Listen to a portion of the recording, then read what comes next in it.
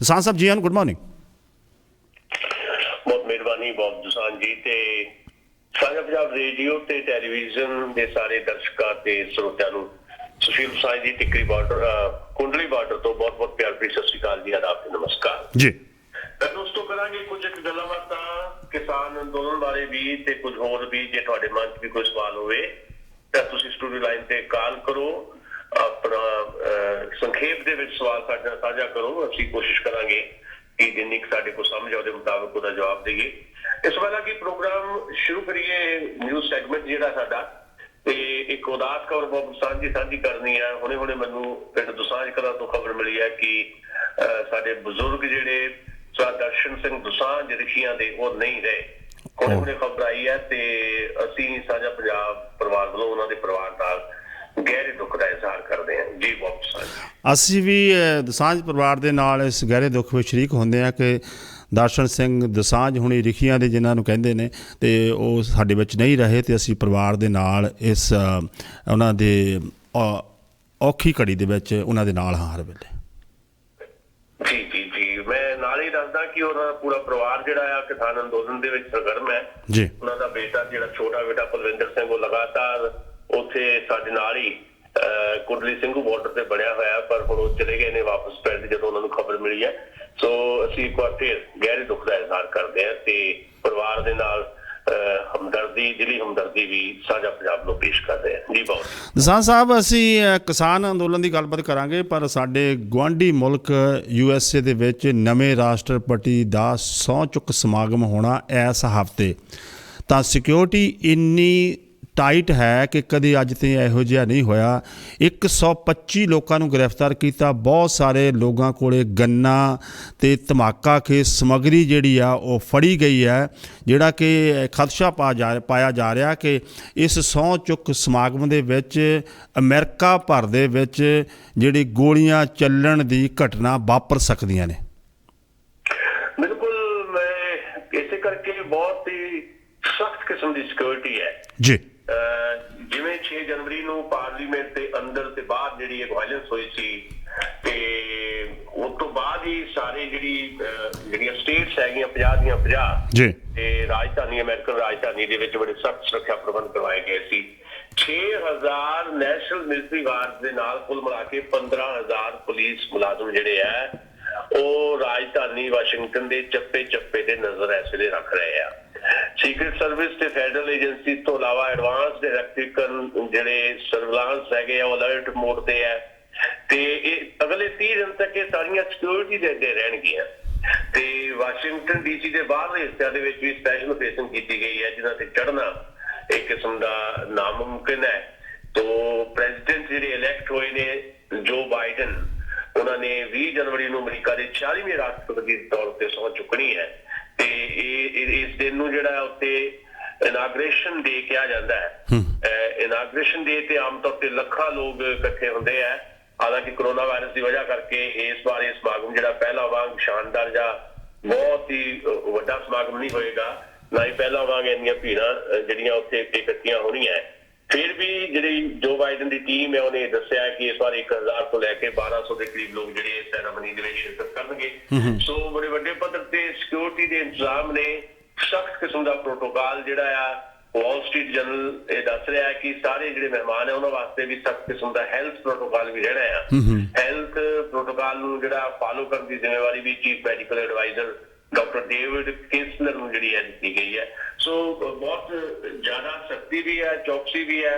ਉਹ ਜਿਹੜਾ ਇੱਕ ਖਤਰਾ ਆ ਜਿੱਦਾਂ ਤੁਸੀਂ ਕਿਹਾ ਉਹ ਬਰਕਰਾਰ ਹੈ। ਸੋ ਉਹਦੇ ਮੱਦੇਨਜ਼ਰ ਹੀ ਸਾਰੇ ਇੰਤਜ਼ਾਮ ਜਿਹੜੇ ਆ ਕੀਤੇ ਗਏ ਨੇ ਜੀ।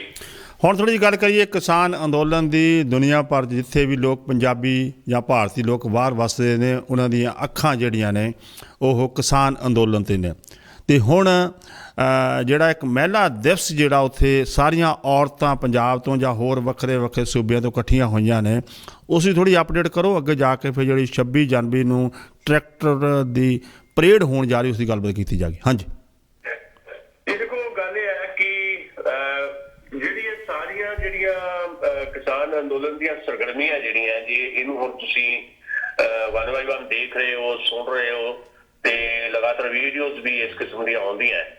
ਤਾਂ ਇੱਕ ਬੜੀ ਇੰਪੋਰਟੈਂਟ ਗੱਲ ਜਿਹੜੀ ਹੈ ਉਹ ਇਹ ਹੈ ਕਿ ਇਹਨੂੰ ਹੁਣ ਪੜਾਅਵਾਰ ਜਿਹੜਾ ਕਿਸਾਨ ਸੰਘਰਸ਼ ਨੂੰ ਜਿਹੜਾ ਕਰ ਦਿਆ ਗਿਆ, ਇਹਦੀਆਂ ਸਟੇਜਸ ਕੁਝ ਬਣਾ ਦਿੱਤੀਆਂ ਗਈਆਂ। ਮਤਲਬ ਜਿੱਦਾਂ ਤੁਸੀਂ ਜ਼ਿਕਰ ਕੀਤਾ ਹੈ ਮਹਿਲਾ ਕਿਸਾਨ ਦਿਵਸ ਜਿਹੜਾ ਆ, ਕੱਲ ਨੂੰ ਜਦੋਂ ਅਸੀਂ ਗੱਲ ਕਰਾਂਗੇ ਤੇ ਦੱਸਾਂਗੇ ਕਿ ਕਿੰਨੀ ਗਿਣਤੀ ਦੇ ਵਿੱਚ ਉੱਥੇ ਔਰਤਾਂ ਜਿਹੜੀਆਂ ਪਹੁੰਚੀਆਂ। ਅੱਜ ਇੱਥੋਂ ਚੰਡੀਗੜ੍ਹ ਤੋਂ ਵੀ ਬਕਾਇਦਾ ਯੂਨੀਵਰਸਿਟੀ ਤੋਂ ਸਾਡੀਆਂ ਬੱਚੀਆਂ ਜਿਹੜੀਆਂ ਆ ਉਹ 2 ਬੱਸਾਂ ਲੈ ਕੇ ਗਈਆਂ, ਜਿਹਦੇ 'ਚ ਸਾਡੀਆਂ ਲੜਕੀਆਂ, ਸਾਡੀਆਂ ਜਿਹੜੀਆਂ ਵਿਦਿਆਰਥਣਾਂ ਇੱਥੇ ਪੜ੍ਹ ਰਹੀਆਂ ਤੇ ਕੁਝ ਸੀਨੀਅਰ ਸਿਟੀਜ਼ਨ ਵੀ ਉਹਨਾਂ ਦੇ ਨਾਲ ਗਏ ਨੇ।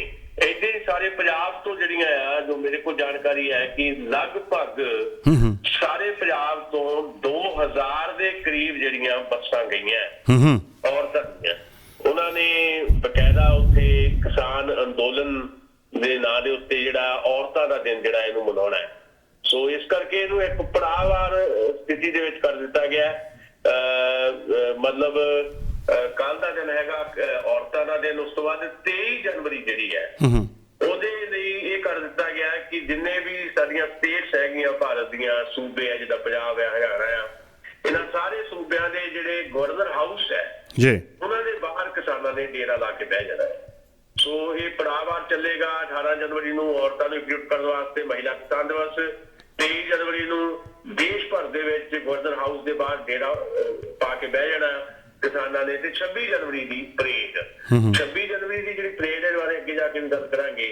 ਉਹਦੇ ਲਈ 24 ਜਨਵਰੀ ਤੋਂ ਹੀ, ਯਾਨੀ 23 ਤੋਂ ਬਾਅਦ ਫਿਰ 24 ਤੋਂ ਹੀ ਟਰੈਕਟਰ ਜਿਹੜੇ ਆ ਉਧਰ ਨੂੰ ਤੁਰ ਪੈਣਗੇ ਤੇ ਬੜੀ ਵੱਡੀ ਪੱਧਰ ਤੇ ਉਹ ਪਰੇਡ ਜਿਹੜੀ ਹੈ ਉਹਨੂੰ ਇੱਕ ਰਣਨੀਤਿਕ ਤੌਰ ਦੇ ਉੱਤੇ ਡਿਜ਼ਾਈਨ ਕਰ ਲਿਆ ਗਿਆ। ਜੀ ਬਹੁਤ ਇਸੇ ਨਾਲ ਹੁਣ ਇਹ ਕਿਹਾ ਜਾ ਰਿਹਾ ਹੈ ਕਿ ਸਰਕਾਰ ਨਹੀਂ ਚਾਹੁੰਦੀ ਕਿ 26 ਤਰੀਕ ਨੂੰ ਟਰੈਕਟਰ ਮਾਰਚ ਹੋਵੇ, ਪਰ ਕਿਸਾਨ ਲੀਡਰਾਂ ਵੱਲੋਂ ਨਵੀਂ ਰਣਨੀਤੀ ਕੀ ਦੱਸੀ ਗਈ ਹੈ, ਕਿਉਂਕਿ ਇਸ ਦੇ ਨਾਲ ਸੇਫਟੀ ਦਾ ਪੂਰਾ ਧਿਆਨ ਰੱਖਿਆ ਜਾਏਗਾ। ਉਸ ਦੇ ਨਾਲ ਸ਼ਾਂਤਮਈ ਸੰਘਰਸ਼ ਹੋਣਾ ਚਾਹੀਦਾ, ਕੋਈ ਵਿਅਕਤੀ ਇਸ ਵਿੱਚ ਸ਼ਰਾਰਤ ਨਾ ਕਰੇ।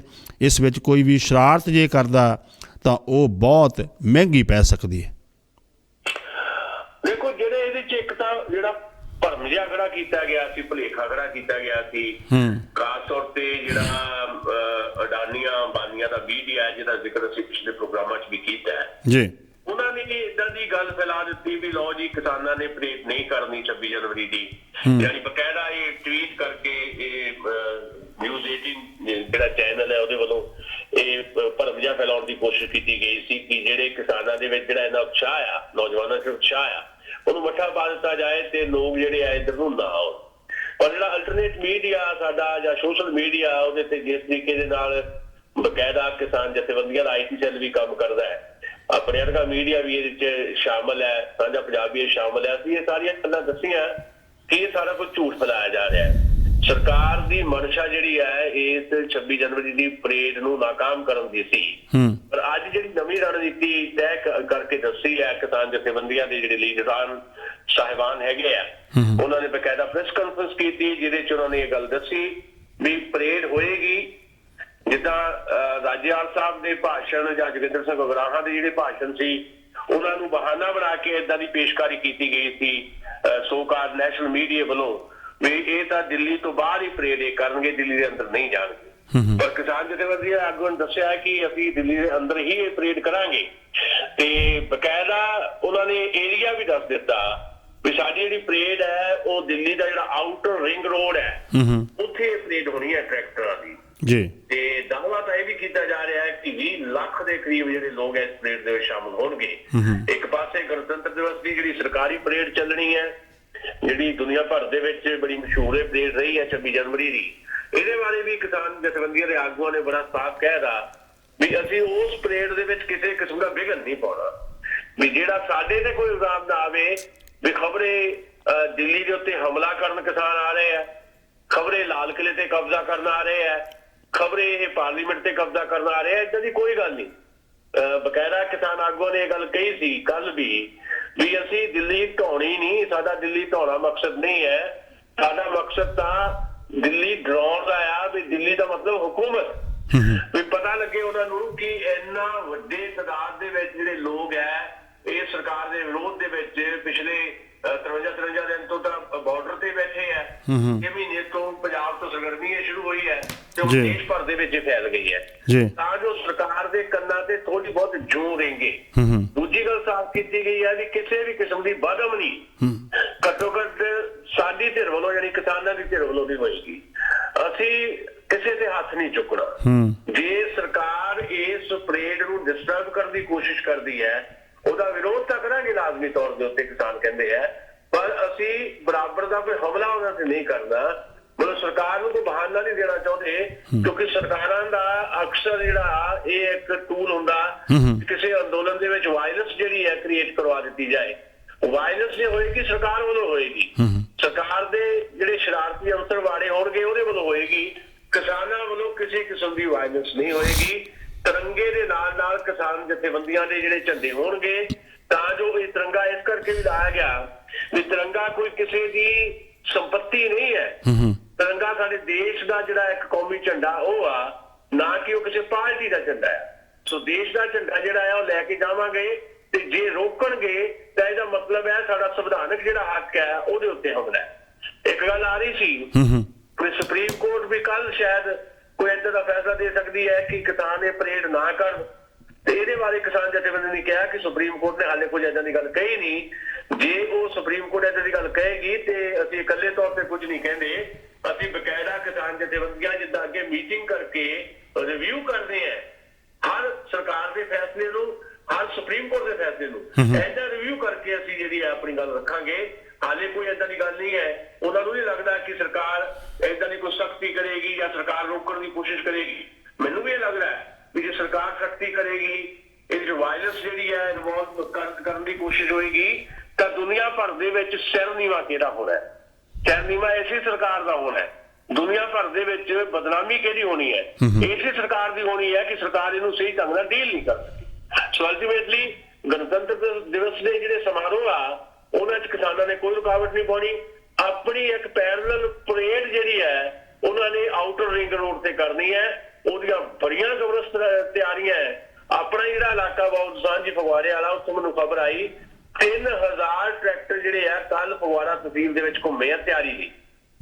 ਜੇ ਤੁਸੀਂ ਅੰਦਾਜ਼ਾ ਕਰ ਲਓ, ਜੇ ਫਗਵਾੜਾ ਤਹਿਸੀਲ ਦੇ ਵਿੱਚ ਹੀ 3000 ਟਰੈਕਟਰਾਂ ਨੇ ਪਹਿਲਾਂ ਮਾਰਚ ਕੀਤਾ ਤਿਆਰੀ ਲਈ, ਤੇ ਬਾਕੀ ਪੰਜਾਬ 'ਚ ਕਿੰਨੀਆਂ ਤਿਆਰੀਆਂ ਹੋਣਗੀਆਂ, ਹਰਿਆਣੇ 'ਚ ਕਿੰਨੀਆਂ ਤਿਆਰੀਆਂ ਹੋਣਗੀਆਂ, ਯੂਪੀ, ਉੱਤਰਾਖੰਡ ਤੇ ਰਾਜਸਥਾਨ ਤੋਂ ਕਿੰਨੇ ਟਰੈਕਟਰ ਹੋਣਗੇ, ਚਾਰੇ ਪਾਸੇ ਟਰੈਕਟਰ ਹੋਣਗੇ। ਤੇ ਆਊਟਰ ਰਿੰਗ ਦੇ ਉੱਤੇ ਬੜੀ ਸ਼ਾਂਤਮਈ ਪਰੇਡ ਕਰਕੇ ਆਪਣਾ ਰੋਸ, ਆਪਣਾ ਵਿਰੋਧ ਤੇ ਤਿੰਨੇ ਕਾਲੇ ਕਾਨੂੰਨਾਂ ਨੂੰ ਖਤਮ ਕਰਾਉਣ ਦੀ ਆਵਾਜ਼ ਇਸ ਪਰੇਡ ਰਾਹੀਂ ਜਿਹੜੀ ਹੈ ਉਹ ਉੱਚੀ ਕੀਤੀ ਜਾਏਗੀ।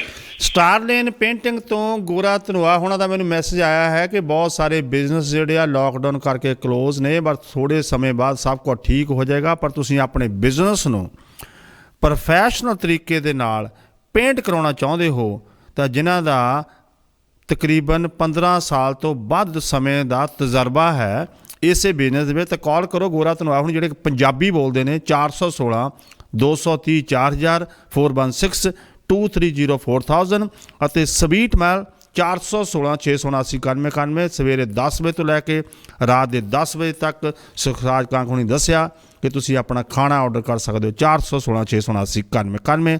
ਨਿਸ਼ਾਨ ਸਾਹਿਬ, ਪਹਿਲੀ ਵਾਰੀ ਹੋ ਰਿਹਾ ਕਿ 26 ਜਨਵਰੀ ਦੀ ਪਰੇਡ ਦੇ ਵਿੱਚ ਕਿਸੇ ਵੀ ਮੁਲਕ ਤੋਂ ਕੋਈ ਵੀ ਮੁੱਖ ਮਹਿਮਾਨ ਨਹੀਂ ਆ ਰਿਹਾ। ਦੇਖੋ, ਚੀਫ ਗੈਸਟ ਜਿਹੜੇ ਪਹਿਲਾਂ ਬਣਾਏ ਗਏ ਸੀ ਬਰਤਾਨੀਆ ਦੇ ਪ੍ਰਧਾਨ ਮੰਤਰੀ ਬੋਰਿਸ ਜੌਨਸਨ, ਉਹ ਕਰੋਨਾ ਦਾ ਹਵਾਲਾ ਦੇ ਕੇ, ਕਰੋਨਾ ਦਾ ਜਿਹੜਾ ਨਵਾਂ ਟ੍ਰੈਂਡ ਬਰਤਾਨੀਆ ਸ਼ੁਰੂ ਹੋਇਆ ਉਹਦਾ ਹਵਾਲਾ ਦੇ ਕੇ ਉਹ ਉਹਨਾਂ ਨੇ ਨਾ ਕਰ ਦਿੱਤੀ ਸੀ। ਬਕਾਇਦਾ ਉਹਨਾਂ ਨੇ ਭਾਰਤ ਦੇ ਪ੍ਰਧਾਨ ਮੰਤਰੀ ਨਰਿੰਦਰ ਮੋਦੀ ਨੂੰ ਫੋਨ ਕੀਤਾ। ਬਾਅਦ ਵਿੱਚ ਨਵੇਂ ਚੀਫ ਗੈਸਟ ਜਿਹੜੇ ਬਣਾਏ ਗਏ, ਸੂਰਾ ਨਾਮੀ ਸ਼ਾਇਦ ਮੁਲਕ ਦਾ ਨਾਂ, ਛੋਟਾ ਜਿਹਾ ਮੁਲਕ ਹੈ, ਕੁੱਲ ਆਬਾਦੀ ਜਿਹੜੀ ਹੈ 5 ਲੱਖ ਹੈ। ਤੇ ਕਿਸੇ ਨੇ ਕਮੈਂਟ ਕੀਤਾ ਬਈ 5 ਲੱਖ ਦੀ ਆਬਾਦੀ ਵਾਲੇ ਜਿਹੜੇ ਮੁਖੀ ਆ ਉਸ ਮੁਲਕ ਦੇ, ਉਹਨਾਂ ਨੂੰ ਚੀਫ ਗੈਸਟ ਬਣਾਇਆ ਗਿਆ, ਕੋਈ ਹੋਰ ਲੱਭਾ ਨਹੀਂ। ਉਹਦੇ ਤੋਂ 4 ਗੁਣਾ ਗਿਣਤੀ 'ਚ ਤਾਂ ਕਿਸਾਨ ਦਿੱਲੀ ਦੇ ਆਲੇ ਦੁਆਲੇ ਬੈਠੇ ਆ। ਸੋ ਇਹਦਾ ਮਤਲਬ ਹੈ ਕਿ ਇੰਟਰਨੈਸ਼ਨਲ ਲੈਵਲ ਦੇ ਉੱਤੇ, ਕੌਮਾਂਤਰੀ ਪੱਧਰ ਦੇ ਉੱਤੇ ਇਸ ਸਰਕਾਰ ਦੀ ਜਿਹੜੀ ਇਮੇਜ ਸੀ, ਜਿਹੜੀ ਬਹੁਤ ਇਹ ਜਿਹੜੇ ਸੋਕਾਰ ਚੈਨਲ ਹੈ ਉਹਨਾਂ ਨੇ ਬਣਾ ਦਿੱਤੀ ਸੀ ਵੀ ਪਤਾ ਨਹੀਂ ਬਹੁਤ ਤਾਕਤਵਰ ਪ੍ਰਧਾਨ ਮੰਤਰੀ ਨੇ ਨਰਿੰਦਰ ਮੋਦੀ, ਤੇ ਉਹ ਇਮੇਜ ਜਿਹੜੀ ਆ ਏਦਾਂ ਦੀ ਬਣਾ ਦਿੱਤੀ ਗਈ ਕਿ ਦੁਨੀਆ ਦੇ ਸਭ ਤੋਂ ਵੱਡੇ ਲੀਡਰ ਦੇ ਤੌਰ ਤੇ ਸਥਾਪਿਤ ਕਰਨ ਦੀਆਂ ਗੱਲਾਂ ਹੋਣ ਲੱਗ ਪਈਆਂ ਸੀ। ਉਹ ਇਮੇਜ ਜਿਹੜੀ ਆ ਬਹੁਤ ਬੁਰੀ ਤਰ੍ਹਾਂ ਬ੍ਰੇਕ ਹੋਈ ਹੈ।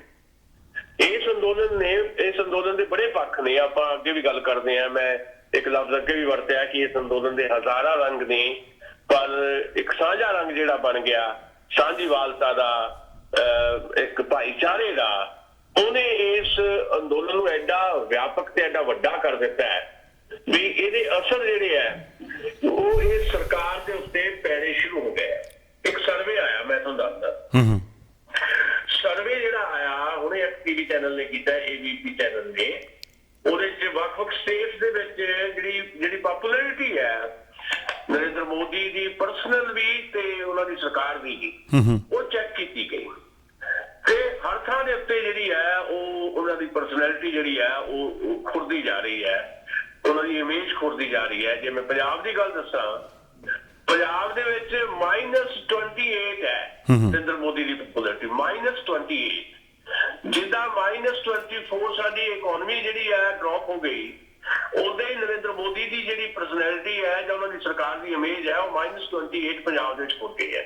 ਇਹ ਤੋਂ ਅੰਦਾਜ਼ਾ ਲੱਗ ਸਕਦਾ ਹੈ ਕਿ ਕੌਮਾਂਤਰੀ ਪੱਧਰ ਦੇ ਉੱਤੇ ਵੀ, ਇੰਟਰਨੈਸ਼ਨਲ ਲੈਵਲ ਤੇ ਵੀ ਤੇ ਨੈਸ਼ਨਲ ਲੈਵਲ ਦੇ ਉੱਤੇ ਵੀ ਇਸ ਸਰਕਾਰ ਦੀ ਇਮੇਜ ਨੂੰ ਕਿੰਨਾ ਵੱਡਾ ਨੁਕਸਾਨ ਹੋਇਆ। ਹਾਲੇ ਵੀ ਜੇ ਸਰਕਾਰ ਜਿਹੜੀ ਹੈ ਨਾ ਸੰਭਲੀ, ਹਾਲੇ ਵੀ ਬਿਨਾਂ ਗੱਲ ਦੀ ਅੜੀ ਜਿਹੜੀ ਆ ਬਣਾ ਕੇ ਰੱਖੀ, ਤੇ ਲਾਜ਼ਮੀ ਤੌਰ ਤੇ ਆਉਣ ਵਾਲਾ ਸਮਾਂ ਇਹਨਾਂ ਲਈ ਬਹੁਤ ਚੁਣੌਤੀਪੂਰਨ ਤੇ ਸੰਕਟ ਵਾਲਾ ਹੋ ਸਕਦਾ ਹੈ ਜੀ। ਟੀਮ ਦਸਾਂਝ ਦੇ ਕੋਲ ਨਿਆਗਰਾ ਫਾਲ ਦੇ ਬਿਲਕੁਲ ਕੋਲ ਇੱਕ ਛੋਟਾ ਜਿਹਾ ਸ਼ਹਿਰ ਹੈ, ਉਹਦਾ ਨਾਮ ਹੈ ਵਿਲੈਂਡ। 10 ਮਿੰਟ ਦੀ ਡਰਾਈਵ ਹੈ ਨਿਆਗਰਾ ਫਾਲ ਤੋਂ। ਉੱਥੇ ਟਾਊਨ ਹਾਊਸ ਨੇ, ਰੈਂਟ ਤੇ ਚੜ੍ਹੇ ਹੋਏ ਨੇ, 3 ਬੈਡਰੂਮ ਸਿੰਗਲ ਗਰਾਜ ਦੇ ਨਾਲ, ਪ੍ਰਾਈਸ ਸਿਰਫ 4 ਲੱਖ ਦੇ ਲਾਗੇ ਹੈ। ਬਿਕਰਮ ਦਸਾਂਝ ਨੂੰ ਹੁਣੇ ਕਾਲ ਕਰ ਲਓ, ਤੁਸੀਂ ਫਸਟ ਟਾਈਮ ਬਾਇਰ ਹੋ ਤਾਂ ਤੁਹਾਡੇ ਵਾਸਤੇ ਬਹੁਤ ਵਧੀਆ ਓਪਰਚੁਨਿਟੀ ਹੈ। 9052757777 ਜਾਂ ਪ੍ਰੋਗਰਾਮ ਤੋਂ ਬਾਅਦ ਤੁਸੀਂ ਮੇਰੇ ਨਾਲ ਵੀ ਕੰਟੈਕਟ ਕਰ ਸਕਦੇ 4164197777। ਦਸਾਂਝ ਸਾਹਿਬ, ਬਾਹਰਲੇ ਮੁਲਕਾਂ ਦੇ ਵਿੱਚੋਂ ਬਹੁਤ ਸਾਰੇ ਲੋਕ ਜਿਹੜੇ ਨੇ ਉਹ ਪੈਸੇ ਇਕੱਠੇ ਕਰ ਰਹੇ ਨੇ, ਪਰ ਕਿਸਾਨ ਜਥੇਬੰਦੀਆਂ ਨੇ ਕਿਹਾ ਸੀ ਕਿ ਸਾਨੂੰ ਕਿਸੇ ਵੀ ਵਿਅਕਤੀ ਤੋਂ ਪੈਸੇ ਦੀ ਲੋੜ ਨਹੀਂ ਹੈ। ਤਾਂ ਲੱਗਦਾ ਤਾਂ ਉਹ ਆਪਣੇ ਆਪ ਦਾ ਚੰਗਾ ਕਰ ਰਹੇ ਨੇ, ਪਰ ਇਸ ਦੇ ਨਾਲ ਉਹ ਕਿਸਾਨ ਅੰਦੋਲਨ ਨੂੰ ਨੁਕਸਾਨ ਦੇ ਰਹੇ ਨੇ, ਕਿਉਂਕਿ ਬਹੁਤ ਸਾਰੀਆਂ ਜਿਹੜੀਆਂ ਜਥੇਬੰਦੀਆਂ ਨੇ ਉਹ ਜਿਹੜੀਆਂ ਨੇ ਉਹ ਦੇਸ਼ ਧਰੋਹੀ ਨੇ। ਉਹਨਾਂ ਦੇ ਨਾਲ ਕਿਸਾਨ ਅੰਦੋਲਨ ਨੂੰ ਨੁਕਸਾਨ ਹੋ ਸਕਦਾ। ਭਾਰਤ ਦੇ ਵਿੱਚ ਜਾਂ ਕਿਸਾਨ ਅੰਦੋਲਨ ਦੇ ਵਿੱਚ ਉਸ ਦੀ ਕੀ ਖਬਰ ਹੈ? ਦੇਖੋ, ਗੱਲ ਇਹ ਹੈ ਕਿ ਜਦੋਂ ਕਦੀ ਇਦਾਂ ਦੀ ਮੂਵਮੈਂਟਸ ਜਿਹੜੀਆਂ ਉੱਠਦੀਆਂ, ਪੋਲੀਟੀਕਲੀ ਮੂਵਮੈਂਟਸ ਉੱਠਦੀਆਂ, ਜਾਂ ਕਈ ਵਾਰੀ ਧਾਰਮਿਕ ਅਦਾਰੇ ਵੀ ਜਿਹੜੇ ਹੈ ਕੁਝ ਕੰਮ ਕਰਦੇ ਨੇ ਆਪਣੇ, ਤੇ ਫਿਰ ਕਈ ਵਾਰੀ ਕੁਦਰਤੀ ਆਫਤ ਵੀ ਆਉਂਦੀ ਹੈ ਦੇਸ਼ ਦੇ ਉੱਤੇ, ਤੇ ਕੁਝ ਜਥੇਬੰਦੀਆਂ ਅਦਾਰੇ ਕੁਝ ਜਿਹੜੇ ਹੈ ਉਹ ਫੰਡਿੰਗ ਕਰਦੇ ਆ, ਫੰਡ ਰੇਜ਼ ਵੀ ਕਰਦੇ ਆ। ਉਹਦੇ ਚੋਂ ਬਹੁਤ ਵਾਜਬ ਵੀ ਹੁੰਦੇ ਆ, ਬਹੁਤ ਸਾਰੇ ਲੋਕ ਹੁੰਦੇ ਆ ਜਿਹੜੇ ਬੜੀ ਓਨੈਸਟੀ ਦੇ ਨਾਲ ਇਹ ਕੰਮ ਕਰਦੇ ਆ। ਅਸੀਂ ਉਹਨਾਂ ਦੇ ਅੱਗੇ, ਉਹਨਾਂ ਦੇ ਇਸ ਕਾਰਜ ਦੇ ਅੱਗੇ ਸਿਰ ਨਿਵਾਉਂਦੇ ਆ।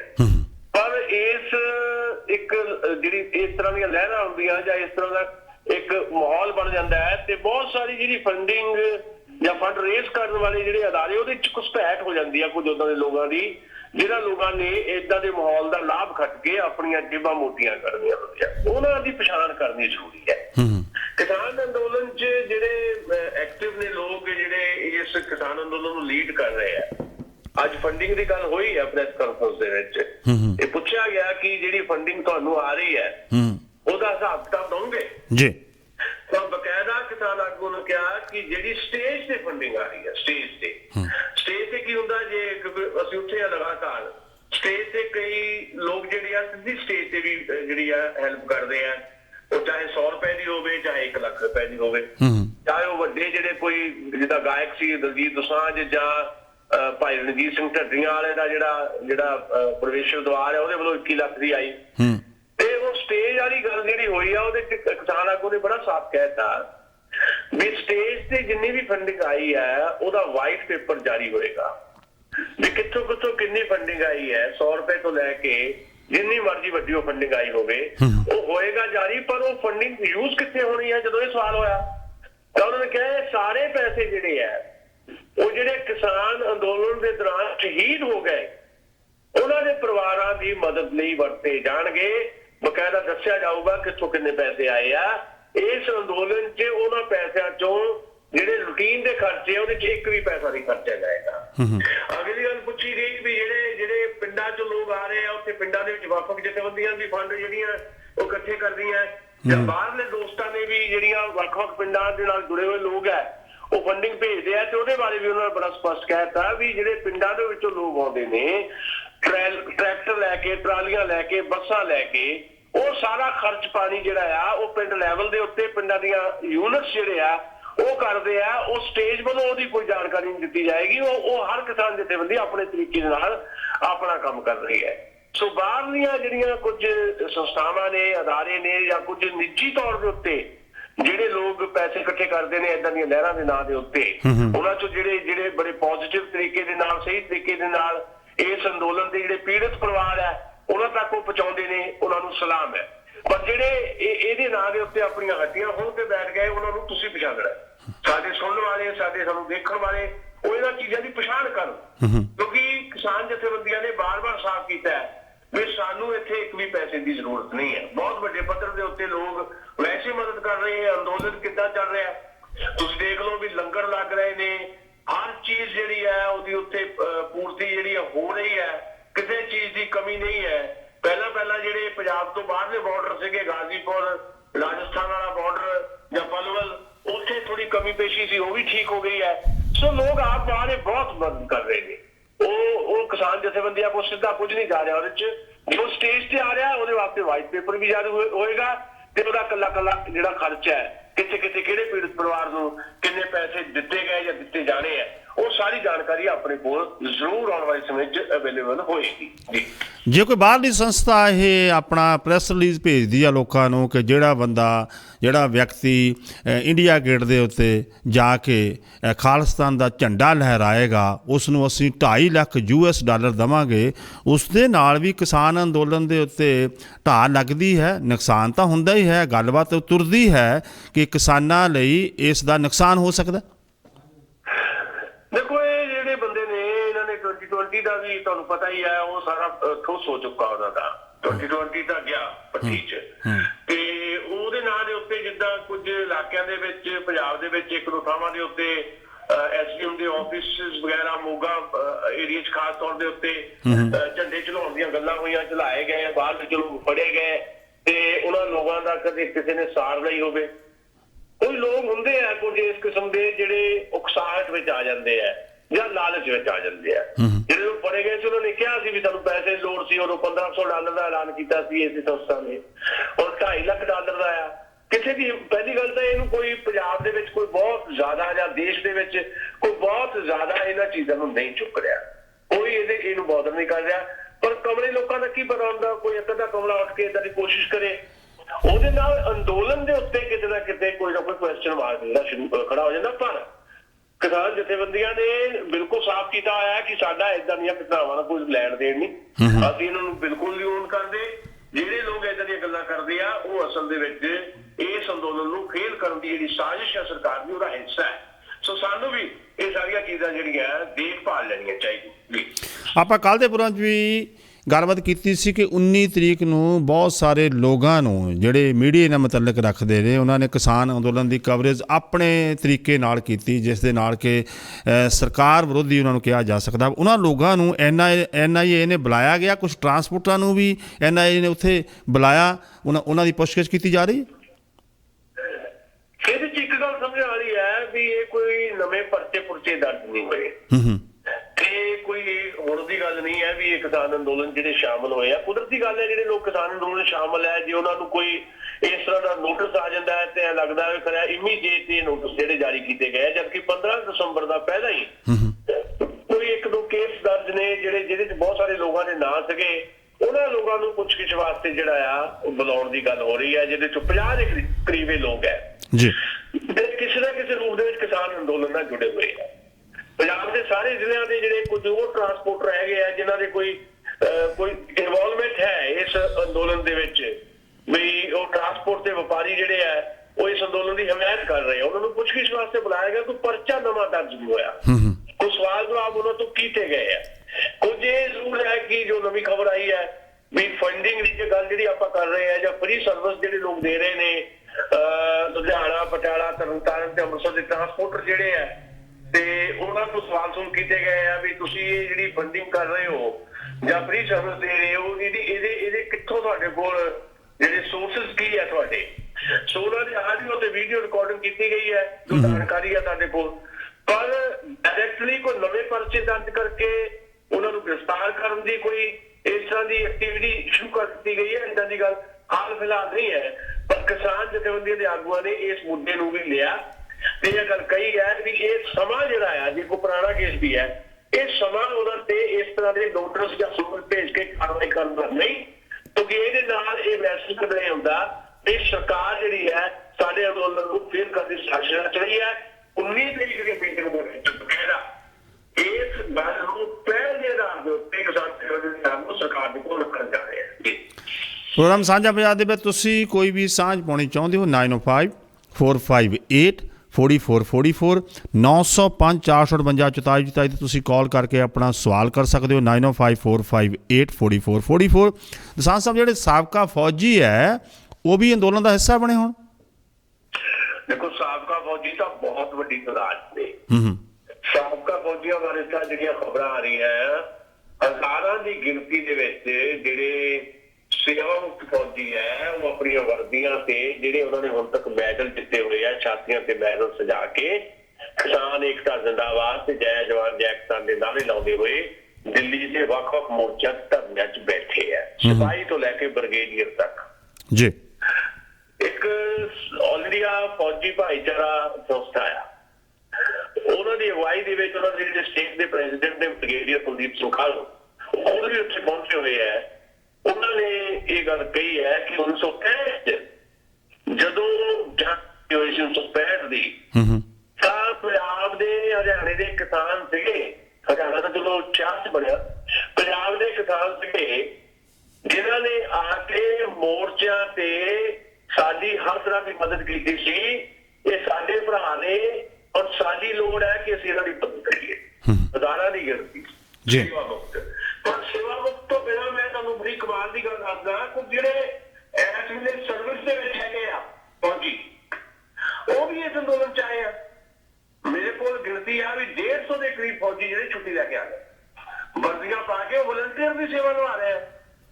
ਜਿਹੜੇ ਦਿੱਲੀ ਦੇ ਵਿੱਚ 26 ਜਨਵਰੀ ਦੀ ਆਪਾਂ ਪਰੇਡ ਕਰ ਰਹੇ ਆ ਉਹਦੇ 'ਚ ਇੱਕ ਰਿਪੋਰਟ ਆਈ ਵੀ ਜਿਹੜੇ 26 ਜਨਵਰੀ 'ਚ ਤੈਨਾਤ ਕੀਤੇ ਹੋਏ ਨੇ ਫੌਜੀ ਜਵਾਨ ਉਹ ਕਹਿ ਰਹੇ ਆ ਵੀ ਇਹ ਸਰਕਾਰ ਨੂੰ ਸਮਝ ਜਾਣਾ ਚਾਹੀਦਾ ਵੀ ਕਿਸਾਨਾਂ ਦੀ ਗੱਲ ਕਿਉਂ ਨਹੀਂ ਮੰਨਦੀ ਸਰਕਾਰ। ਜੇ ਫੌਜੀ ਜਵਾਨਾਂ ਨੇ ਇਹ ਗੱਲ ਕਹੀ ਹੈ, ਇੱਕ ਤੇ ਨਹੀਂ ਕਹੀ, ਕਈਆਂ ਨੇ ਕਹੀ ਆ ਔਨ ਕੈਮਰਾ ਔਨ ਰਿਕਾਰਡ ਵੀ ਜੇ ਕਿਸਾਨ ਆਉਂਦੇ ਆ ਉਹਨਾਂ ਦੀ ਪਰੇਡ ਦਾ ਅਸੀਂ ਹਿੱਸਾ ਬਣਾਂਗੇ, ਅਸੀਂ ਕਿਸਾਨਾਂ ਦੇ ਨਾਲ ਪਰੇਡ ਕਰਾਂਗੇ। ਇਹ ਫੌਜੀ ਕਹਿ ਰਹੇ ਆ ਜਿਹੜੇ ਸਰਵਿਸ ਤੇ ਜਿਹੜੇ ਡਿਊਟੀ ਤੇ ਉੱਥੇ ਨਾਲ ਉਹ ਕਹਿੰਦੇ ਆ ਵੀ ਜੇ ਸਾਨੂੰ ਹੁਕਮ ਹੋਇਆ ਵੀ ਫਾਇਰਿੰਗ ਕਰੋ ਵੀ ਅਸੀਂ ਅਸਮਾਨ ਵੱਲ ਨੂੰ ਫਾਇਰਿੰਗ ਕਰ ਦਾਂਗੇ, ਕਿਸਾਨ ਵੱਲ ਨੂੰ ਕੋਈ ਗੋਲੀ ਨਹੀਂ ਚੱਲੇਗੀ। ਜੇ ਹੁਣ ਵੀ ਨਾ ਸਰਕਾਰ ਸਮਝੇ ਵੀ ਜੀ ਏਦਾਂ ਦੀਆਂ ਸਿਚੁਏਸ਼ਨ ਆ ਗਈਆਂ, ਪੁਲਿਸ ਫੋਰਸ ਦੇ ਜਵਾਨ ਜਾਂ ਵੱਖ-ਵੱਖ ਜਿਹੜੀਆਂ ਸਿਕਿਉਰਿਟੀ ਫੋਰਸਿਸ ਆ ਉਹਦੇ ਜਵਾਨ ਜਾਂ ਸਾਡੇ ਆਰਮੀ ਦੇ ਜਵਾਨ ਉਹ ਖੁੱਲ ਕੇ ਇਹ ਗੱਲਾਂ ਕਹਿਣ ਲੱਗ ਪਣ ਤਾਂ ਹਵਾ ਬਦਲ ਰਹੀ ਹੈ। ਇਹਦਾ ਇਮਕਾਨ ਜਿਹੜਾ ਆ ਨਰਿੰਦਰ ਮੋਦੀ ਤੇ ਉਹਨਾਂ ਦੇ ਸਾਥੀਆਂ ਨੂੰ ਹੋ ਜਾਣਾ ਚਾਹੀਦਾ ਹੈ। ਸੋ ਮੈਨੂੰ ਲੱਗਦਾ 26 ਜਨਵਰੀ ਆਉਂਦਿਆਂ ਤੱਕ ਬੜਾ ਕੁਝ ਬਦਲੇਗਾ। ਕਿਸਾਨ ਸਾਹਿਬ ਸ਼ਾਇਦ ਤੁਹਾਡੇ ਕੋਲ ਖਬਰ ਨਾ ਹੋਵੇ ਇਹ, ਕਿਉਂਕਿ ਬਹੁਤ ਸਾਰੇ ਜਿਹੜੇ ਲੋਕ ਨਕੋਦਰ, ਨੂਰਮਹਿਲ, ਕਪੂਰਥਲੇ ਲਾਗੇ ਵੱਸਦੇ ਨੇ, ਉਹਨਾਂ ਨਾਲ ਮੇਰੀ ਗੱਲਬਾਤ ਹੋਈ ਹੈ ਕਿ ਸਰਕਾਰ ਨੇ ਕੋਈ ਨਵਾਂ ਜਿਹੜਾ ਉੱਥੋਂ ਹਾਈਵੇ ਬਣਨਾ ਹੈ ਉਹ ਸਿੱਧਾ ਕਰਤਾਰਪੁਰ ਸਾਹਿਬ ਨੂੰ ਜਾਣਾ, ਉਹ ਜਿਹੜਾ ਹਾਈਵੇ ਆ 8 ਲੇਨ ਦਾ ਹਾਈਵੇ ਹੋਏਗਾ। ਲੋਕਾਂ ਦੀ ਜ਼ਮੀਨ ਦੇ ਉੱਤੇ ਨਿਸ਼ਾਨਦੇਹੀ ਕਰ ਦਿੱਤੀ ਗਈ ਹੈ। ਬਹੁਤ ਸਾਰੇ ਲੋਕਾਂ ਦੇ ਮਕਾਨ ਉਸ ਵਿੱਚ ਆਏ ਆ, ਜ਼ਮੀਨ ਆਈ ਹੈ, ਜਿਹੜਾ ਕਿ ਬਹੁਤ ਇੱਕ ਪ੍ਰੋਫੈਸ਼ਨਲ ਤਰੀਕੇ ਦੇ ਨਾਲ ਜਿਹੜਾ ਹਾਈਵੇ ਬਣਾਇਆ ਜਾ ਰਿਹਾ। ਉਸ ਦੇ ਐਗਜ਼ਿਟ ਵੀ ਜਿਹੜੇ ਰਸਤੇ ਬਾਹਰ ਨਿਕਲਣ ਨੂੰ ਬਹੁਤ ਘੱਟ ਹੋਣਗੇ। ਜਿਹੜਾ ਕੋਈ ਸ਼ਹਿਰ ਆਏਗਾ ਉਸ ਰਸਤੇ ਦੇ ਬਾਹਰ ਨਿਕਲ ਸਕਦੇ, ਨਹੀਂ ਤਾਂ ਹਰ ਇੱਕ ਵਿਅਕਤੀ ਉੱਥੋਂ ਬਾਹਰ ਨਿਕਲ ਸਕਦਾ, ਕਿਉਂਕਿ ਇੰਟਰਨੈਸ਼ਨਲ ਮਾਰਕੀਟ ਦੀ ਜਿੱਥੇ ਗੱਲਬਾਤ ਕੀਤੀ ਜਾਂਦੀ ਹੈ ਉਹ ਜਿਹੜਾ ਹਾਈਵੇ ਕੋਈ ਤੁਹਾਡੇ ਕੋਲ ਉਸ ਦੀ ਖਬਰ ਹੈ ਕੋਈ? ਦੇਖੋ ਹਾਈਵੇ ਜਿਹੜਾ ਉਹਦਾ ਤਾਂ ਪਹਿਲਾਂ ਰੂਟ ਦਾ ਹੀ ਮਸਲਾ ਸੀ। ਉਹ ਅੰਮ੍ਰਿਤਸਰ ਤੱਕ ਗਾਂ ਜੰਮੂ ਵੱਲ ਨੂੰ ਵੀ ਸ਼ਾਇਦ ਨਿਕਲਣਾ ਤੇ ਉਹ ਅੰਮ੍ਰਿਤਸਰ ਤੋਂ ਪਹਿਲਾਂ ਇਹ ਰੌਲਾ ਪਿਆ ਕਿ ਉਹਦਾ ਜਿਹੜਾ ਰੂਟ ਹੀ ਚੇਂਜ ਕਰ ਦਿੱਤਾ ਗਿਆ ਸੀ ਤੇ ਉਸ ਤੋਂ ਬਾਅਦ ਉਹ ਰੂਟ ਫੇਰ ਤੋਂ ਉਹਦੇ ਡਿਜ਼ਾਈਨ ਹੋਇਆ ਜਿਹੜੇ ਕੁਝ ਏਰੀਏ ਜਿਹੜੇ ਤੁਸੀਂ ਕਰਾਏ ਆ ਨਕੋਦਰ ਏਰੀਆ ਜਿਹੜਾ ਹੈ ਸ਼ਾਹਕੋਟ ਵਾਲਾ ਏਰੀਆ ਉਹ ਏਰੀਆ ਹੈ। ਤੇ ਇਸ ਤਰ੍ਹਾਂ ਦੇ ਕਈ ਵਾਰੀ ਜਿਹੜੇ ਨਵੇਂ ਪ੍ਰੋਜੈਕਟ ਹੁੰਦੇ ਆ ਉਹ ਚੁੱਪ ਚਪੀਤੇ ਵੀ ਸਿਰੇ ਚਾੜ ਦਿੱਤੇ ਜਾਂਦੇ ਆ, ਤੇ ਜਿਹੜੀ ਕਿਸਾਨਾਂ ਦੀ ਜ਼ਮੀਨ ਫਿਰ ਆਉਂਦੀ ਹੈ ਤੇ ਉਹਨਾਂ ਨੂੰ ਮੁਆਵਜ਼ੇ ਦੇ ਨਾਂ ਦੇ ਉੱਤੇ ਕੌਡੀਆਂ ਦੇ ਭਾਅ ਨਾਲ ਦੀ ਜ਼ਮੀਨ ਜਿਹੜੀ ਉਹ ਰੱਖ ਲਈ ਜਾਂਦੀ ਹੈ। ਸਾਡੇ ਵੀ ਇੱਥੇ ਜਦੋਂ ਪਿੱਛੇ ਸ਼੍ਰੋਮਣੀ ਅਕਾਲੀ ਦਲ ਤੇ ਬੀਜੇਪੀ ਦੀ ਸਰਕਾਰ ਸੀ, ਤੇ ਜਿਹੜੀ ਆਹ ਵਾਲੀ ਸਰਕਾਰ ਗਈ ਹੈ, ਇਸ ਤੋਂ ਪਹਿਲੀ ਜਿਹੜੀ ਸਰਕਾਰ ਸੀ। ਲਾਈਨ ਹੋਲਡ ਰੱਖਿਓ ਇੱਕ ਮਿੰਟ ਲਾਈਨ ਹੋਲਡ ਰੱਖਿਓ। let me take a call. Hello, hold ਕਰਿਓ ਜੀ, ਲਾਈਨ ਹੋਲਡ ਕਰਿਓ 1 second let me। ਕੈਪਟਨ ਸਾਹਿਬ ਸਤਿ ਸ਼੍ਰੀ ਅਕਾਲ, ਤੁਸੀਂ ਲਾਈਨ ਤੇ ਹੋ, ਸ਼ਹੀਦ ਸਾਂਝ ਨਾਲ ਗੱਲ ਕਰੋ। ਹਾਂਜੀ ਸਤਿ ਸ੍ਰੀ ਅਕਾਲ ਜੀ। ਪਹਿਲਾਂ ਤਾਂ ਮੇਰਾ ਤੁਹਾਡੇ ਤੇ ਇਤਰਾਜ਼ ਆ, ਜਿਉਂ ਲੱਗਾ ਰਿਹਾ ਕੱਲ ਮੈਨੂੰ ਤੁਸੀਂ ਖਾਦ ਕਰ ਦਿੱਤੀ। ਜਦੋਂ ਤੁਸੀਂ ਖਾਦ ਇਹਨਾਂ ਨਾਲ ਮਿਲਾਉਣ ਵਾਸਤੇ ਹੁੰਦਾ ਨਾ, ਤੁਸੀਂ ਐਲਾਨ ਕਰ ਦਿਆ ਕਰੋ ਵੀ ਤੁਸੀਂ ਹੁਣ ਕਾਲ ਮਿਲਾ ਲਓ। ਓਕੇ ਜੀ, ਓਕੇ, ਅੱਗੇ ਤੋਂ ਨਹੀਂ ਹੋਏਗੀ ਏਦਾਂ। ਕਿਸਾਨਾਂ ਦੇ ਬਾਰੇ ਦੱਸਦੇ ਹੁੰਦੇ, ਉਹ ਮੈਂ ਨੋਟ ਕਰਦਾ ਹਾਂ ਜੀ ਗੱਲ, ਉਹ ਵੀ ਬੜੀ ਸੋਹਣੀ ਦੱਸ ਜੀ। ਹਾਂਜੀ ਜੀ, ਮੈਂ ਤੁਹਾਨੂੰ ਇੱਕ 1984 ਦੀ ਗੱਲ ਦੱਸਦਾ, ਤੁਹਾਡੇ ਬੜੀ ਕੰਮ ਆ। 1984 ਚ ਮੈਂ ਅੰਮ੍ਰਿਤਸਰ ਸੀਗਾ, ਜਿਹੜਾ ਉੱਥੇ ਕਾਰਵਾਈ ਸੀ ਨਾ, ਉਹ 9 ਡਿਪਟੀ ਸੀ। ਜਿਹੜਾ 9 ਡਿਪਟੀ ਸੀਗਾ ਉਹ ਮੇੜ ਤੋਂ ਮੂੰਹ ਉੱਤੇ ਆਇਆ ਸੀ, ਔਰ ਮੈਂ ਸੀਗਾ 15 ਡਿਪ ਦੇ ਅੰਦਰ। 15 ਡਿਪ ਦੇ ਅੰਦਰ ਜੋ ਹੈ ਇਹਦਾ ਕੋਈ ਕੰਮ ਨਹੀਂ ਸੀ। 15 ਡਿਪ ਦਾ ਕੰਮ ਸੀ ਬਾਰਡਰ ਨੂੰ ਸੰਭਾਲ ਕੇ ਰੱਖਣਾ ਬਾਹਰ ਹੈ। ਉੱਥੇ ਇੱਕ ਸੈਕੰਡ ਸਿੱਖ ਲਾਈ ਰੈਜੀਮੈਂਟ ਸੀਗੀ ਅੰਮ੍ਰਿਤਸਰ ਚ, ਉਹਨੂੰ ਆਰਡਰ ਦਿੱਤਾ ਉਹਦੇ ਕਰਨਲ ਨੂੰ, ਤੂੰ ਜਾਂ ਲਾ ਇੱਥੇ। ਉਹ ਪਤਾ ਕੀ ਕਹਿੰਦਾ, ਉਹ ਕਹਿੰਦਾ ਲਾ ਤਾਂ ਦਿੰਦਾ ਮੈਂ, ਜੇ ਅੰਦਰ ਜਾ ਕੇ ਇਹਨਾਂ ਨੇ ਬੰਦੂਕਾਂ ਬਾਹਰ ਨੂੰ ਕਰ ਲਈਆਂ ਤਾਂ ਫਿਰ ਮੇਰਾ ਕੋਈ ਕਸੂਰ ਨਹੀਂ ਹੈਗਾ। ਆਹ ਗੱਲ ਮੇਰੇ ਸਾਹਮਣੇ ਹੋਈ ਹੈ ਉੱਥੇ। ਮੋਦੀ ਸਾਹਿਬ ਨੂੰ ਚਾਹੀਦਾ ਇਹ ਜਿਹੜੇ ਬੈਠੇ ਨਾ ਪੁਲਿਸ ਵਾਲੇ ਵਗੈਰਾ ਵਗੈਰਾ, ਉਹ ਸਭ ਸਮਝਦੇ ਹੈਗੇ ਵੀ ਕੀ ਕੁਛ ਹੋ ਰਿਹਾ ਹੈਗਾ।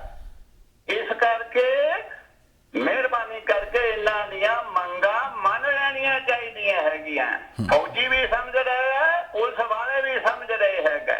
ਇੱਥੋਂ ਤੱਕ ਮੋਦੀ ਨੂੰ ਨਹੀਂ ਜਾਣਾ ਚਾਹੀਦਾ।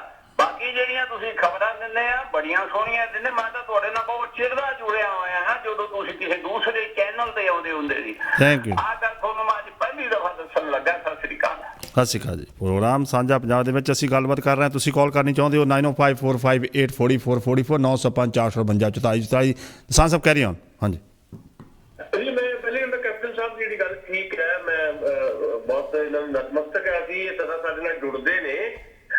ਦੇਖੋ, ਮੈਂ ਇਹਦੇ ਬਾਰੇ ਇੱਕੋ ਗੱਲ ਕਰਨੀ ਚਾਹੁੰਦਾ ਵੀ ਭਾਰਤ ਕੋਈ ਏਦਾਂ ਦਾ ਮੁਲਕ ਨਹੀਂ ਹੈ ਵੀ ਜਿੱਥੇ ਕੋਈ ਫੌਜੀ ਰਾਜ ਹੋ ਜਾਏ, ਪਰ ਇਹ ਸਰਕਾਰ ਨੇ ਫੌਜ ਦਾ ਵੀ ਸਿਆਸੀਕਰਨ ਕਰਨ ਦੀ ਕੋਸ਼ਿਸ਼ ਕੀਤੀ ਹੈ ਜੀ। ਨਰਿੰਦਰ ਮੋਦੀ ਦੀ ਸਰਕਾਰ ਨੇ ਬਕਾਇਦਾ, ਕਿਉਂਕਿ ਜਿਹੜੀ ਭਾਰਤੀ ਫੌਜਾਂ ਨੇ ਉਹਨਾਂ ਦਾ ਹੁਣ ਤੱਕ ਇਹ ਰਿਹਾ ਕਿ ਉਹ ਰਾਸ਼ਟਰਪਤੀ ਦੇ ਅਧੀਨ ਰਹਿੰਦੀਆਂ। ਉਹਨਾਂ ਦੇ ਜਿਹੜੇ ਸੁਪਰ ਕਮਾਂਡਰ ਨੇ ਜਾਂ ਫਾਈਨਲ ਕਮਾਂਡਰ ਨੇ ਉਹ ਰਾਸ਼ਟਰਪਤੀ ਹੈ। ਇਹਨਾਂ ਨੇ ਚੀਫ ਆਫ ਸਿਕਿਉਰਿਟੀ ਬਣਾ ਕੇ ਇੱਕ ਵਿਪਨ ਰਾਵਤ ਨੂੰ, ਉਹ ਤਾਕਤ ਵੀ ਰਾਸ਼ਟਰਪਤੀ ਕੋ ਜਿਹੜੀ ਸੀਗੀ ਉਹ ਵੀ ਕਮਜ਼ੋਰ ਕਰ ਦਿੱਤੀ, ਯਾਨੀ ਉਹ ਪੀਐਮਓ ਦੇ ਅੰਡਰ ਕਰ ਲਈ ਸਾਰੀ। ਯਾਨੀ ਪ੍ਰਧਾਨ ਮੰਤਰੀ ਨਰਿੰਦਰ ਮੋਦੀ ਫੌਜ ਨੂੰ ਵੀ ਆਪਣੇ ਹੱਥਾਂ 'ਚ ਲੈਣ ਦੀ ਕੋਸ਼ਿਸ਼ ਦੇ ਵਿੱਚ ਹੈਗੇ ਆ। ਇਹ ਪੋਸੀਬਿਲਿਟੀ ਨਹੀਂ ਹੈ ਭਾਰਤ ਦੇ ਵਿੱਚ। ਭਾਰਤ ਜਿਸ ਕਿਸਮ ਦਾ ਮੁਲਕ ਹੈ, ਭਾਰਤ ਜਿਸ ਕਿਸਮ ਦੀਆਂ ਰਵਾਇਤਾਂ ਵਾਲਾ ਮੁਲਕ ਹੈ, ਜਾਂ ਜਿਵੇਂ ਭਾਰਤ ਦੇ ਵਿੱਚ ਵੱਖ-ਵੱਖ ਧਰਮਾਂ, ਵੱਖ-ਵੱਖ ਸੱਭਿਆਚਾਰਾਂ, ਵੱਖ-ਵੱਖ ਬੋਲੀਆਂ, ਵੱਖ-ਵੱਖ ਜ਼ਾਤਾਂ, ਮਤਲਬ ਮੈਂ ਤੁਹਾਨੂੰ ਇੱਕ ਗੱਲ ਦੱਸ, ਭਾਰਤ ਦੇ ਵਿੱਚ ਮਤਲਬ 5000 ਤਾਂ ਜ਼ਾਤਾਂ ਨੇ ਤੇ 21000 ਉਪਜਾਤਾਂ ਨੇ, ਤੇ ਐਡਾ ਵੰਨ-ਸੁਵੰਨਤਾ ਵਾਲਾ ਮੁਲਕ ਜਿਹੜਾ ਜਮਹੂਰੀ ਪ੍ਰਣਾਲੀ ਦੇ ਤਹਿਤ ਕੰਮ ਕਰਦਾ ਹੈ, ਡੈਮੋਕ੍ਰੇਟਿਕ ਜਿਹੜੀ ਵੇ ਨਾਲ ਅਸੀਂ ਚੱਲਦੇ ਹਾਂ, ਉੱਥੇ ਫੌਜੀ ਰਾਜ ਜਿਹੜਾ ਆ ਉਹਦੀ ਕੋਸ਼ਿਸ਼, ਜਿਹੜੀ ਤਾਨਾਸ਼ਾਹ ਬਣਨ ਦੀ ਜਿਹੜੀ ਕੋਸ਼ਿਸ਼ ਹੈ, ਉਹ ਪੋਸੀਬਿਲਿਟੀ ਨਹੀਂ ਹੈ ਕਿ ਉਹ ਸਿਰੇ ਚੜ੍ਹ ਜਾਏ। ਕਿਉਂਕਿ ਜਿਹੜਾ ਸਧਾਰਨ ਸਾਡਾ ਫੌਜੀ ਹੈ, ਜਾਂ ਜਿਹੜੇ ਸਧਾਰਨ ਫੌਜੀ ਤੋਂ ਲੈ ਕੇ ਉੱਪਰ ਤੱਕ ਜਿਹੜੇ ਆਲਾ ਅਫਸਰ ਵੀ ਹੁੰਦੇ ਆ, ਉਹ ਵੱਖ-ਵੱਖ ਖਿੱਤਿਆਂ ਤੋਂ ਆਉਣ ਵਾਲੇ ਲੋਕ ਹੁੰਦੇ ਆ। ਹੋਲਡ ਕਰੋ, ਹੋਲਡ ਦ line 1 second let me see। Hold ਕਰਿਓ ਜੀ, ਹੋਲਡ ਦ ਲਾਈਨ। ਹਾਂਜੀ ਤੁਸੀਂ ਗੱਲ ਕਰੋ। ਹਾਂਜੀ, ਆਪਣਾ ਦੋਸਾਂਝ ਜੀ, ਸਿਆਸੀਕਰਨ ਹੋ ਚੁੱਕਾ ਹੈ। ਇੱਥੋਂ ਤੱਕ ਕਿ ਭਾਰਤ ਵਿੱਚ ਬੈਠੇ ਹੋਏ ਜਿਹੜੇ ਬ੍ਰਿਗੇਡੀਅਰ ਰੈਂਕ ਦੇ ਆ ਨਾ, ਉਹ ਵੀ ਚੇਤਾਵਨੀ ਦੇ ਰਿਹਾ। ਲੇਖ ਮੇਰੇ ਕੋਲੇ ਪਏ ਆ, ਕਟਿੰਗ ਰੱਖੀ ਹੋਈ ਹੈ, ਮੈਂ ਤੁਹਾਡਾ ਨੰਬਰ ਲੈ ਕੇ ਭੇਜੂੰਗਾ। ਬ੍ਰਿਗੇਡੀਅਰ ਤੱਕ ਇਹ ਕਹਿੰਦੇ ਵੀ ਫੌਜ ਦਾ ਸਿਆਸੀਕਰਨ ਹੋ ਚੁੱਕਾ। ਇਹ ਬਹੁਤ ਹੀ ਖਤਰਨਾਕ ਚੀਜ਼ ਹੈਗੀ ਆ। ਓਕੇ ਜੀ ਓਕੇ ਥੈਂਕ ਯੂ 1 ਸੈਕਿੰਡ ਬਿਲਕੁਲ ਹਾਂਜੀ ਬਾਬ ਜੀ ਮੇਰੀ ਆਵਾਜ਼ ਆ ਰਹੀ ਹੈ? ਹਾਂਜੀ ਹਾਂਜੀ ਯਾ ਮੈਂ ਇਹੀ ਕਹਿ ਰਿਹਾ ਸੀ ਵੀ ਠੀਕ ਹੈ ਇਹ ਖਦਸ਼ੇ ਹੈ ਲਾਜ਼ਮੀ ਤੌਰ ਤੇ ਯਤਨ ਹੈ ਉਹਨਾਂ ਦੀ ਕੋਸ਼ਿਸ਼ ਹੈ ਪਰ ਆ ਜਿਹੜਾ ਅੰਦੋਲਨ ਹੈ ਇਸ ਅੰਦੋਲਨ ਨੇ ਸਾਬਿਤ ਕਰ ਦਿੱਤਾ ਹੈ ਕਿ ਇਹ ਅਮਲੀ ਰੂਪ ਚ ਨਹੀਂ ਹੋ ਸਕਦਾ ਜਦੋਂ ਜਿਹੜਾ ਸਧਾਰਨ ਫੌਜੀ ਹੈ ਉਹ ਇਹਦੇ ਵਿਰੋਧ ਦੇ ਵਿੱਚ ਖੜਾ ਹੋ ਗਿਆ। ਇਸ ਕਰਕੇ ਜਿਹੜਾ 2024 ਤੱਕ ਇਸ ਮੁਲਕ ਨੂੰ ਹਿੰਦੂ ਰਾਸ਼ਟਰ ਵਿੱਚ ਤਬਦੀਲ ਕਰਨ ਦੀ ਜਿਹੜੀ RSS ਦੀ ਜਿਹੜੀ ਕੋਸ਼ਿਸ਼ ਹੈ ਉਹ ਸਿਰੇ ਨਹੀਂ ਚੜ੍ਹਨ ਦੇਣਗੇ ਭਾਰਤ ਦੇ ਆਮ ਲੋਕ ਤੇ ਨਾਲ ਹੀ ਭਾਰਤ ਦੀਆਂ ਵੱਖ-ਵੱਖ ਜਿਹੜੀਆਂ ਫੋਰਸਿਸ ਦੇ ਵਿੱਚ ਜਿਹੜੇ ਆਮ ਲੋਕ ਜਿਹੜੇ ਆ ਉਹ ਹਿੱਸੇਦਾਰ ਆ ਜਿਹੜਾ ਬਾਰਡਰ ਤੇ ਬੰਦਾ ਮਾਰਦਾ ਹੈ। ਅਗਲੀ ਗੱਲ ਜਿਹੜੀ ਆਪਾਂ ਕਰ ਰਹੇ ਸੀ ਮੈਂ ਉਹ ਖਤਮ ਕਰਨੀ ਚਾਹੁੰਦਾ ਜੀ ਉਹ ਜਿਹੜੀ ਤੁਸੀਂ ਰੂਟ ਦੀ ਮੈਂ ਗੱਲ ਕਰ ਰਿਹਾ ਸੀ ਵੀ ਜਿਹੜਾ ਉਹ ਹਾਈਵੇ ਬਣਨਾ ਆ ਉਹ ਹਾਈਵੇ ਦੇ ਉੱਤੇ ਸਾਹਿਬ ਮੇਰੀ ਕਿਸਾਨਾਂ ਨਾਲ ਗੱਲ ਹੋਈ ਸੀ ਜਦੋਂ ਮੈਨੂੰ ਫੋਨ ਆਇਆ ਆਪਣੇ ਰਿਸ਼ਤੇਦਾਰ ਰਹਿੰਦੇ ਉੱਥੇ ਉਹਨੇ 9 ਲੱਖ ਰੁਪਈਆ ਪਰ ਏਕੜ ਜਿਹੜਾ ਹੈ ਉਸ ਤੋਂ ਡਿਪੈਂਡ ਕਰਦਾ ਕਿਹੜੀ ਜ਼ਮੀਨ ਆਈ ਆ ਯਾਨੀ ਘੱਟ ਤੋਂ ਘੱਟ ਜਿਹੜਾ ਹੈ 9 ਲੱਖ ਪਰ ਏਕੜ ਸਰਕਾਰ ਨੇ ਲੋਕਾਂ ਨੂੰ ਦਿੱਤਾ ਉੱਥੇ। ਔਰ ਇਹ ਮਾਰਕੀਟ ਰੇਟ ਤੋਂ ਬਹੁਤ ਘੱਟ ਹੈ ਨਾ ਮਤਲਬ ਮਾਰਕੀਟ ਰੇਟ ਜਿਹੜੀ ਹੈ ਉਹਦੇ ਤੋਂ ਘੱਟ ਜੇ ਤੁਸੀਂ ਕਿਸਾਨ ਨੂੰ ਦੋਗੇ ਉਹ ਆਪਣੀ ਜ਼ਮੀਨ ਕਿਉਂ ਦੇਗਾ ਪਰ ਜ਼ਬਰਦਸਤੀ ਕੀਤੀ ਜਾਏਗੀ ਉੱਥੇ ਵੀ ਜਾਂ ਤਾਂ ਤੁਸੀਂ ਮਾਰਕੀਟ ਰੇਟ ਦੇ ਜਿਹੜੇ ਸੇਜ ਵੀ ਬਣਦੇ ਆ ਸੇਜ ਯਾਨੀ ਜਿਹੜੇ ਇਕਨੋਮਿਕ ਜ਼ੋਨਸ ਜਿਹੜੇ ਆ ਜਿਹਦੇ ਵਾਸਤੇ ਉਦਯੋਗਪਤੀਆਂ ਲਈ ਜ਼ਮੀਨਾਂ ਲਈਆਂ ਜਾਂਦੀਆਂ ਉੱਥੇ ਵੀ ਏਦਾਂ ਕੌਡੀਆਂ ਦੇ ਕਿਸਾਨਾਂ ਦੀ ਜ਼ਮੀਨ ਲਈ ਜਾਂਦੀ ਹੈ। ਇਹੀ ਤਾਂ ਡਿਮਾਂਡ ਹੈ ਕਿਸਾਨਾਂ ਦੀ ਵੀ ਤੇ ਬਾਕੀ ਲੜਨ ਵਾਲੇ ਲੋਕਾਂ ਦੀ ਜੇ ਜ਼ਮੀਨ ਕਿਸਾਨ ਨੇ ਦੇਣੀ ਹੈ ਤਾਂ ਵੀ ਮਾਰਕੀਟ ਰੇਟ ਦੇ ਮੁਤਾਬਕ ਉੱਥੋਂ ਲਓ। ਸੋ ਇਹ ਸਾਰੀਆਂ ਚੀਜ਼ਾਂ ਇੱਕ ਹਾਈਵੇ ਜਿਹੜਾ ਆ ਬਾਦਲਾਂ ਦੀ ਸਰਕਾਰ ਵੇਲੇ ਚੰਡੀਗੜ੍ਹ ਤੋਂ ਅੰਮ੍ਰਿਤਸਰ ਹਾਈਵੇ ਵੀ ਜਿਹੜਾ ਡਿਜ਼ਾਈਨ ਹੋਇਆ ਸੀ ਜਿਹੜਾ ਆਪਣੇ ਪਿੰਡ ਦੀ ਜ਼ਮੀਨ ਚੋਂ ਵੀ ਨਿਕਲਣਾ ਸੀ ਬਾਅਦ ਵਿੱਚ ਇਹੀ ਰੌਲਾ ਪਿਆ ਤੇ ਸੁਖਬੀਰ ਬਾਦਲ ਨੂੰ ਆਪਣਾ ਡ੍ਰੀਮ ਪ੍ਰੋਜੈਕਟ ਜਿਹੜਾ ਹੈ ਰੱਦ ਕਰਨਾ ਪਿਆ ਸੀ। ਹੁਣ ਵੀ ਇਹਦੇ ਬਾਰੇ ਵੀ ਗੱਲਾਂ ਹੋਣਗੀਆਂ ਕਿਉਂਕਿ ਹੁਣ ਲੜਾਈ ਜਿਹੜੀ ਇਸ ਵੇਲੇ ਪਿੰਡ ਖੇਤੀ ਕਾਨੂੰਨਾਂ ਦੇ ਖਿਲਾਫ ਹੈ ਇਸ ਕਰਕੇ ਜਿਹੜਾ ਸਭ ਤੋਂ ਵੱਡਾ ਮਸਲਾ ਉਹ ਬਣਿਆ ਹੋਇਆ ਇਹ ਮਸਲੇ ਵੀ ਆਉਣ ਵਾਲੇ ਸਮੇਂ ਦੇ ਵਿੱਚ ਜਿਹੜੇ ਅੰਦੋਲਨ ਹੋਣਗੇ ਉਹਨਾਂ ਦਾ ਹਿੱਸਾ ਬਣਨ ਵਾਲਾ ਤੇ ਬਣੇਗਾ। ਸਾਹਿਬ ਤੁਹਾਡਾ ਬਹੁਤ ਬਹੁਤ ਧੰਨਵਾਦ। ਜਾਂਦੇ ਜਾਂਦੇ ਗੱਲਬਾਤ ਕਰਦੇ ਕਿ ਇੰਡੋਨੇਸ਼ੀਆ ਦੇ ਵਿੱਚ ਬਹੁਤ ਵੱਡਾ ਜਿਹੜਾ ਭੂਚਾਲ ਆਇਆ ਹੈ ਉਸ ਦੇ ਨਾਲ ਕਾਫੀ ਬਿਲਡਿੰਗਾਂ ਦਾ ਜਾਨੀ ਨੁਕਸਾਨ ਬਹੁਤ ਹੋਇਆ ਹੈ ਹੜ੍ਹ ਵੀ ਆ ਗਏ ਨੇ ਤੇ ਕਿਹਾ ਜਾ ਰਿਹਾ ਹੈ ਕਿ ਮੌਤਾਂ ਦੀ ਗਿਣਤੀ ਵੱਧ ਸਕਦੀ ਹੈ ਬਟ ਇਸ ਟਾਈਮ 80 ਲੋਕਾਂ ਦੀ ਮੌਤ ਜਿਹੜੀ ਪੁਸ਼ਟੀ ਹੋਈ ਹੈ। ਅਕਸਰ ਵੈਸੇ ਇੰਡੋਨੇਸ਼ੀਆ ਤੋਂ ਇਸ ਤਰ੍ਹਾਂ ਦੀ ਖਬਰਾਂ ਆਉਂਦੀਆਂ ਕਿਉਂਕਿ ਕਾਫੀ ਭੂਚਾਲ ਜਿਹੜੇ ਆ ਉਸ ਮੁਲਕ ਚ ਆਉਂਦੇ ਨੇ ਇੰਡੋਨੇਸ਼ੀਆ ਦੇ ਵਿੱਚ ਤੇ ਹੁਣ ਜਿਸ ਤਰ੍ਹਾਂ ਦੀ ਖਬਰ ਆਈ ਹੈ ਜਿੱਦਾਂ ਤੁਸੀਂ ਵੀ ਜ਼ਿਕਰ ਕਰ ਰਹੇ ਹੋ 80 ਦੇ ਕਰੀਬ ਜਿਹੜੇ ਲੋਕ ਹੈ ਉਹਨਾਂ ਦੀ ਜਾਨ ਜਾ ਚੁੱਕੀ ਹੈ ਵੱਧ ਸਕਦੀ ਹੈ ਗਿਣਤੀ ਵੱਧ ਸਕਦੀ ਹੈ। ਸਵਾਲ ਇਹ ਹੁੰਦਾ ਹੈ ਕਿ ਜਦੋਂ ਇਸ ਤਰ੍ਹਾਂ ਦੀ ਕੋਈ ਕੁਦਰਤੀ ਆਫਤ ਆਉਂਦੀ ਹੈ ਉਦੋਂ ਫਿਰ ਬਚਾਅ ਕਾਰਜ ਜਿਹੜੇ ਆ ਤੁਹਾਡੇ ਕਿਸ ਕਿਸਮ ਦੇ ਹੈਗੇ ਆ। ਹੁਣ ਮੇਰੇ ਕੋਲ ਜਿਹੜੀ ਖਬਰ ਤੁਹਾਡੀ ਠੀਕ ਹੈ ਕਿ 40 ਦੇ ਕਰੀਬ ਲੋਕਾਂ ਦੀ ਮੌਤ ਹੋਈ 600 ਤੋਂ ਜ਼ਿਆਦਾ ਜਿਹੜੇ ਜ਼ਖਮੀ ਹੈ। ਸਭ ਤੋਂ ਜ਼ਿਆਦਾ ਪ੍ਰੋਬਲਮ ਉੱਥੇ ਰੈਸਕਿਊ ਆਪਰੇਸ਼ਨ ਨੂੰ ਲੈ ਕੇ ਆ ਰਹੀ ਹੈ ਕਿਉਂਕਿ ਮੀਂਹ ਪੈ ਰਿਹਾ 80 ਲੋਕਾਂ ਦੀ ਮੌਤ ਹੋਈ ਸਰਕਾਰੀ ਟੀਮਾਂ ਜੀ ਜੀ ਜੀ ਜਿਹੜੀ ਮੌਤ 80 ਲੋਕਾਂ ਦੀ ਹੋਈ ਉੱਥੇ ਹਾਂਜੀ ਅੱਛਾ ਹੁਣ 80 ਅਪਡੇਟ ਹੋ ਗਈ ਹੋਏਗੀ ਹਾਂਜੀ। ਸੋ ਇਸ ਵੇਲੇ ਜਿਸ ਤਰ੍ਹਾਂ ਦੀਆਂ ਖਬਰਾਂ ਨੇ ਉਹਦੇ ਚ 600 ਤੋਂ ਜ਼ਿਆਦਾ ਲੋਕ ਜ਼ਖਮੀ 200 ਤੋਂ ਜ਼ਿਆਦਾ ਜਿਹੜੇ ਆ ਬਹੁਤ ਜ਼ਿਆਦਾ ਸੀਰੀਅਸ ਹੈ।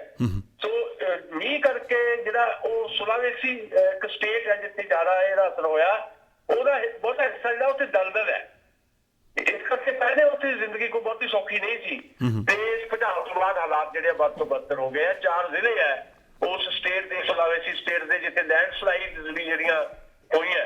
ਇਹ ਇੰਡੋਨੇਸ਼ੀਆ ਦਾ ਮੁਲਕ ਹੈ ਅਸਲ 'ਚ ਮੁਲਕ ਦੀਪਾਂ ਦਾ ਮੁਲਕ ਹੈ 17,000 ਦੀਪ ਨੇ ਇਸ ਮੁਲਕ ਦੇ ਵਿੱਚ ਅਕਸਰ ਇੱਥੇ ਭੁਚਾਲ ਜਿਹੜੇ ਆਉਂਦੇ ਰਹਿੰਦੇ ਆ। ਸੋ ਇੱਥੇ ਕੋਈ 130 ਦੇ ਕਰੀਬ ਜਿਹੜਾ ਐਕਟਿਵ ਕਿਸਮ ਦੇ ਜਵਾਲਾਮੁਖੀ ਵੀ ਹੈ। ਸੋ ਇਹ ਕੁਦਰਤੀ ਆਫਤ ਨਾਲ ਸਿੱਝਣਾ ਕਿੱਦਾਂ ਹੈ ਇਹ ਸਰਕਾਰ ਦੀ ਜਿਹੜੀ ਉੱਥੇ ਪਰੇਸ਼ਾਨੀ ਦਾ ਸਬੰਧ ਉਹਦੇ ਵਾਸਤੇ ਚੈਲੰਜ ਹੈ। ਸਾਹਿਬ ਤੁਹਾਡਾ ਬਹੁਤ ਧੰਨਵਾਦ। ਕੱਲ੍ਹ ਦੇ ਪ੍ਰੋਗਰਾਮ 'ਚ ਆਪਣੀ ਫਿਰ ਗੱਲਬਾਤ ਹੋਏਗੀ। ਆਪਣਾ ਧਿਆਨ ਰੱਖੋ ਤੇ ਬਾਕੀਆਂ ਧਿਆਨ ਰੱਖੋ। Thank you so much.